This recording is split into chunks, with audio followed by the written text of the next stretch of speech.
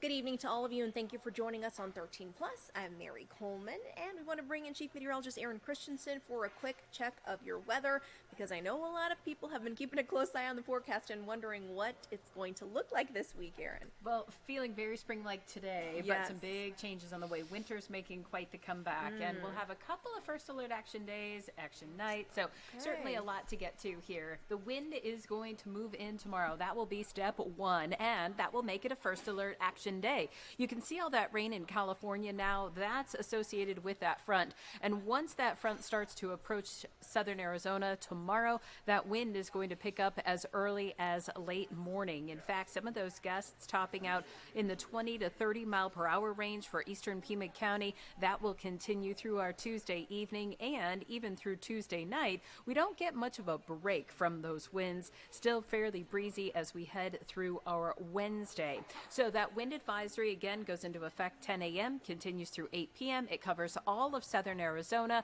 So this is where that wind could potentially do some damage to lightweight items in your yard. So it's really best tonight before you go to bed to make sure that you are securing any of those things so that they don't get damaged by the wind or get picked up and do some damage by the wind. As far as the rain is concerned, that moves in tomorrow afternoon through tomorrow night and Wednesday.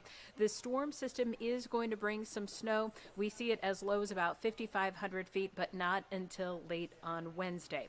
So to break this down for you day by day, tomorrow's chance for rain at 50% for much of Pima County. That includes Marana, Oro Valley, Tucson, 40% chance for Sierra Vista, but that's really increasing kind of as the day goes on. First thing in the morning, that commute will not be impacted, not by the rain, a little breezy, sure, but then by the lunch hour, only a 20% chance you want the umbrella, that 50% chance moving in between 4 and 6 p.m.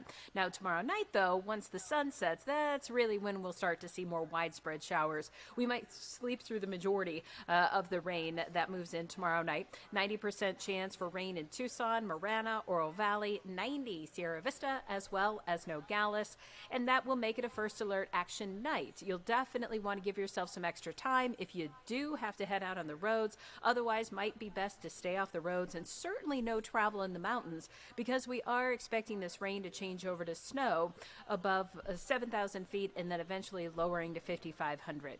Could end up with close to an inch of rain across a good majority of Pima County anytime from tomorrow morning all the way through Thursday night. So a super soaker for us once again. Those winter weather alerts include an advisory for the Rincons and the Catalinas going into effect tomorrow evening through Wednesday night. Where you see the pink, though, that's a more serious winter storm warning, and that's reserved right now for the White Mountains. And for our area of southern Arizona, that would be northern Graham and northern Greenlee counties.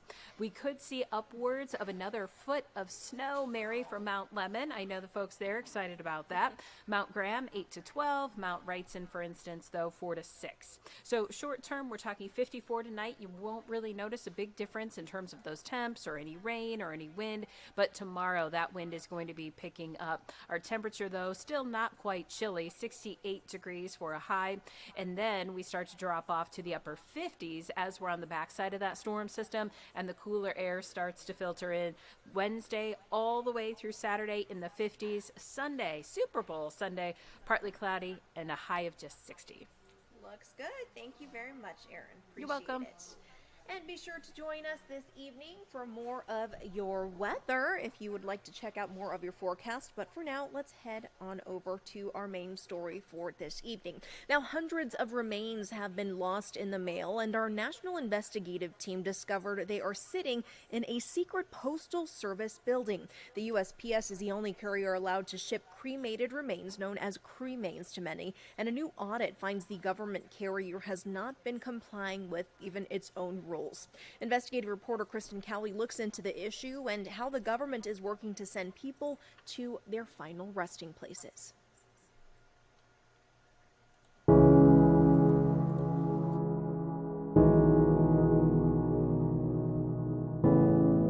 She came into my life when I was 2 years old. On paper, Amy Madru was Sarah Jelinek stepmom. But to Sarah, She was always, an amazing rock for that. And so, she's She's always my mom. They were so close, Here she is. Amy even moved in with Sarah just a few years ago in her Spokane, Washington home. She was so thoughtful and just great. And she meant a lot to you. She meant everything to me. That's what made Amy's death from COPD in November 2021 so difficult. It was really hard. It's been really hard. It's just like I lost my mom. I lost my best friend. That loss was about to become so much harder than Sarah could even imagine.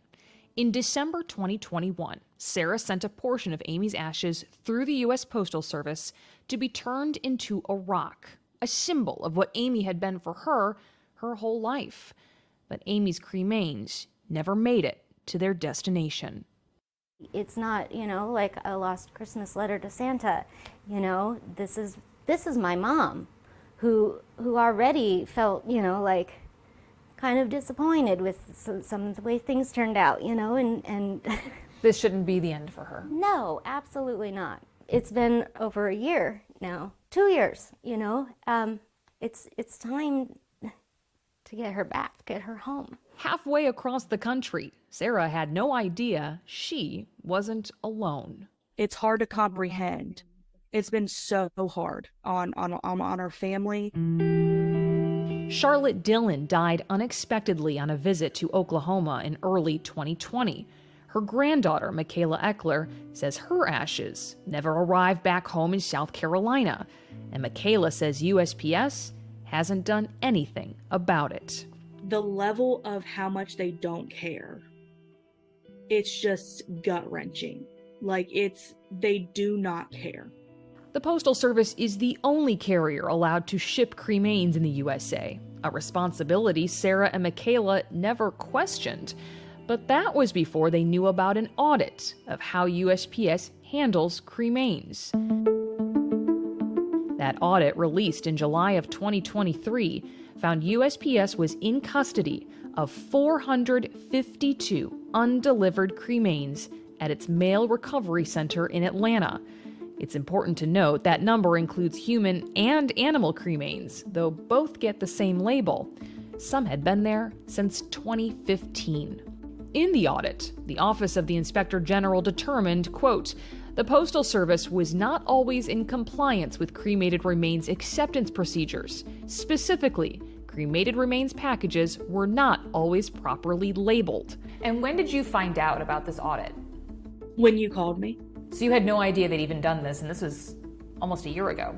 I had no idea. Zero. None. No idea. The reason that audit happened in the first place was because of this man. I think at one point I told them it's not like they lost a rug that I ordered, they lost my mom.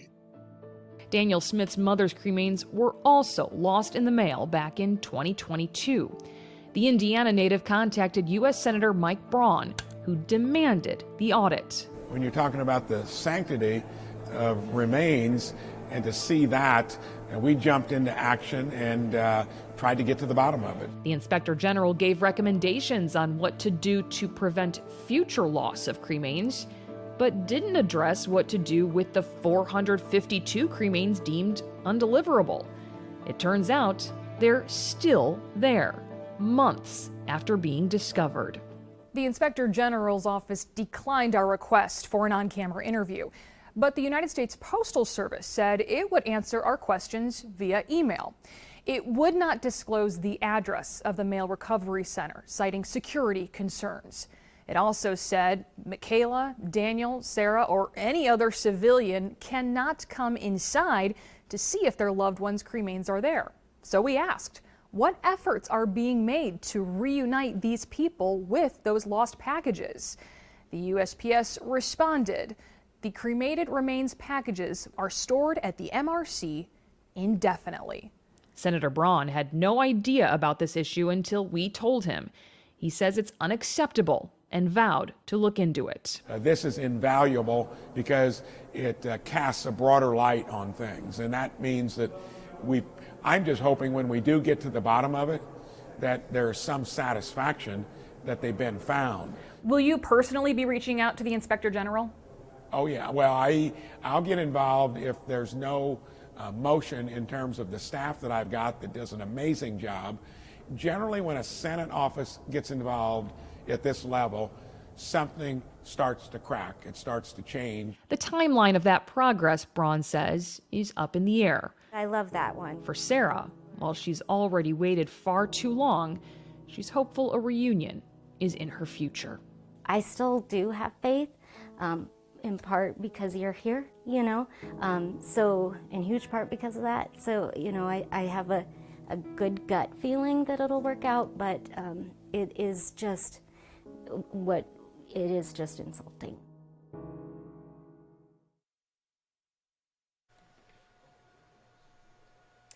Now, Daniel hired a lawyer who told him the USPS would only be liable for the insurance value, and that's only about $100 here. All three of the people we interviewed said they don't want the money, they just want some accountability. Thank you for joining us for this evening. We'll continue to see you here at 7 o'clock Monday through Friday for stories similar to this. But for now, we will leave you with a live look of the Tucson metro area, where, as Aaron said, things were feeling good today, but going to change a bit tomorrow. So be sure to join us on 13 News Live at 10 for more of your weather and your local news headlines. Have a great evening.